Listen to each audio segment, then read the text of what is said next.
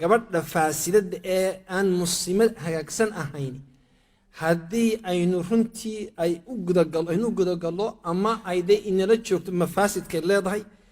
ayaynu taataabanayna qudheeda kow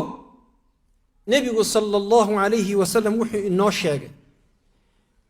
fitnadii ugu horreysay reer bani israa'iil lagu rogay ama lagu ibtileeyey dumarkay ahayd ina awala fitnati bani israa'iil kaanat fi nnisaa dumarkii markay u taag heli waayeen oo dumarkii reer bani israa'iil ay qaseen bay ilaahayna subxaanahu wa tacaala reer bani israa'iil uu rogay gabadhu haddii ay saalixo tahay mujtamaca way hagaajinaysaa haddii ay faasida tahayna mujtamaca way hallikaysaa way rogaysaa nebigu sala allahu calayhi wasalam xadiiskaa wuxuu ku yidhi ittaqu dunya wattaqu nnisaa adduunkana iska ilaaliya dumarkana iska ilaaliya waayo gabadhii haddii aanay saalixad ahayn ay taalixad tahay waa musiiba inta waxaa u dheer hooyadii haddii aanay saalixad ahayn carruurtii aynu ka rajaynaynay iyo salaaxii aynu ka rajaynay carruurta iyo durriyaddan ka sugaynay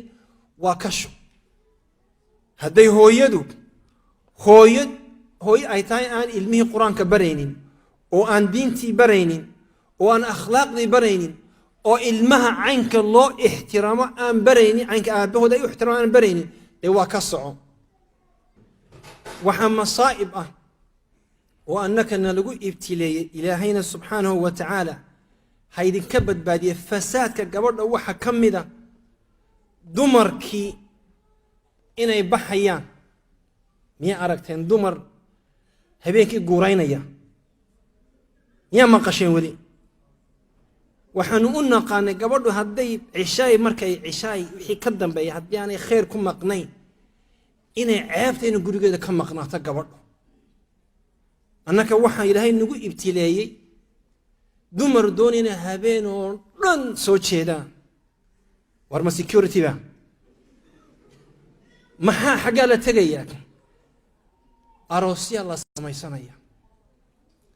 xaflado weekendka aanu aroos jirin ayaga iscasuumaya ilaahay haynoo barakay dumarka waxaynu naqaanay dumar dee maasha allah ilaahay subxaanahu wa tacaala hayna wada asture dumar gurigooda u soo hoyda masaa'ibka imika annaka xaggayaga weska marka la eego na haysta waxa weeye gabadhii waxay doonaysaa inay habeen oo dhan ama waa xaflad ama meelay ka soo sheekaynaysaa qaar baad habeenkii aad mooday night shift gelayaanba ilaahayna wuxuu nagu yidhi quwa anfusakum wa ahliikum ilaahay wuxuu nagu amray inaynu inaku iyo reeraheena inaynu badbaadinno ninkana waxaa lagu amray wa'mur ahlaka bisalaati wastabir calayha reerkaaga waxaad ku amartaa inay tukadaan una sabr meelay ku taallo qur'aanka ma jirto gabadhaadu habeenkii ha guurayso una sabr ma jirto meel xadiisna kumaan arag aayadna kumaan arag meel ay shariicaddu dumarka u ogolaanayso inay meelaha habeen oo dhan ay sida fiidmeerta ay lugeeyaan oo aroosyo ka soo tumaana ama ay ma jirto gabadhu marka gabadha muslimadda ah waxaa laga filayaa inay ilaahay subxaanahu wa tacaala ka cabsato oo ninkeeda iyo reerkeeda ay dar yeesho gabadha saalixadda waxaa lagu yaqaanaa inay dar yeesho reerkeeda iyo ninkeeda waa taqa xadiiskii ummu sulaym wada maqashay ummu sulaym waxaa guursaday nin baa guursaday ansaarta ah ilmay isu dhareen ilmihii baa ka xanuunsaday ilmihii baa markuu xanuunsaday wuu dhintay ilmihii odaygiiyo maqan ilmihii bay aastay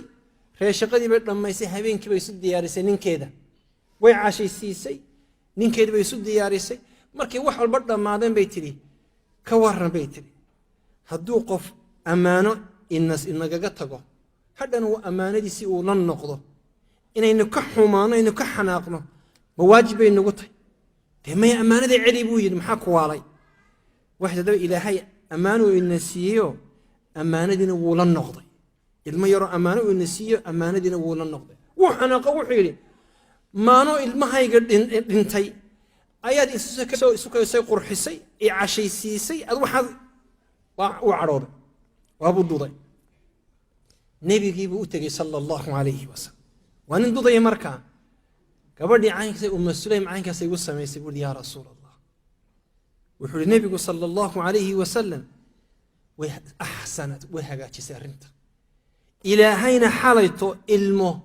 ayuu idinka abuuray culammadu waxay dhahdeen ilmahaasi dhashay habeenka ilmaha ilaahay abuuray markuu dhashay uu weynaaday horta 7 inan oo xaafida ayuu ilaahay siiyey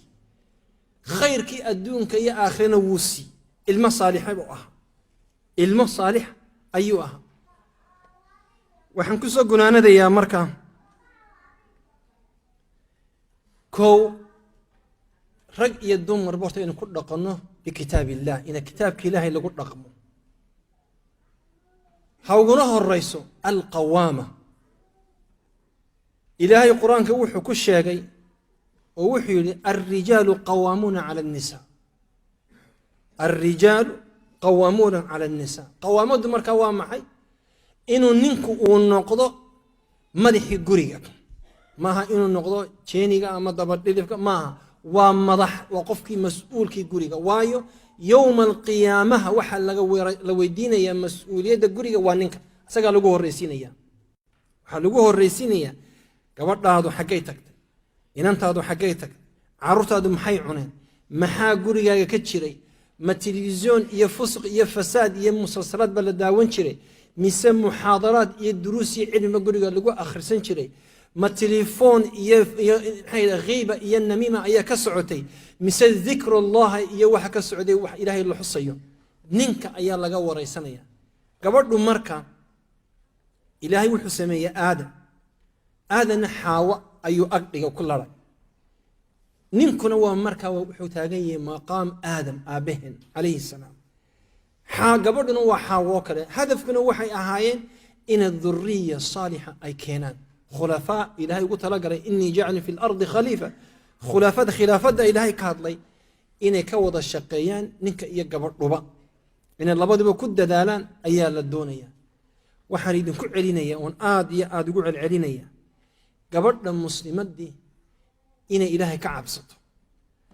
ay u saburto ninkeeda iyo caruurteeda iyo risaaladii ilaahay u dhiibay inay xambaarato ay la socoto aanay ku mashquulin waxyaabo bilaa macno ah iyo tafaahaat dunya iyo heblaaya la guursaday iyo heblaaya la mehersaday hudheer kasta lagu qabsaday iyo heblaaya la isfurayo waxyaabaha laakiin inay ka fakirto caynka reerkeeda u badbaadin lahayd ninkanu markaa asaguna qawaamadii laga filayay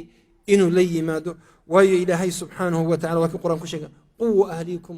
quwa anfusakum wa ahliikum waa kii ilaahay qur-aan ku sheegay aniga intaasay iga tahay waano ilaahayna subxaanahu wa tacala ha inaga dhigo aladiina yastamicuuna alqawla fayattabicuuna axsana horena waan idinku sheegay muxaadaradani waxay ahayd dowra almar'a fi lislaam ugumana jeedo inaan dumarka la cambaareeyo ama ragga in ziyaada ah la saaro ragguna tooda way leeyihiin dumarkuna tooda way leeyihiin insha allah marka dambena wada hadalna waxaa laga yaabaa inaynu waajibaadka rag laga hadlo oo waxaan arkaa aniga aad iyo aadan u arkaa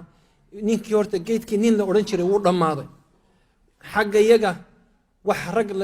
la yidhaahdaa ma joogaan waan aad bay ugu yari xuquuqda waddanka iyagu 4 darajadood weeye ixtiraamku 4 darajadood weeye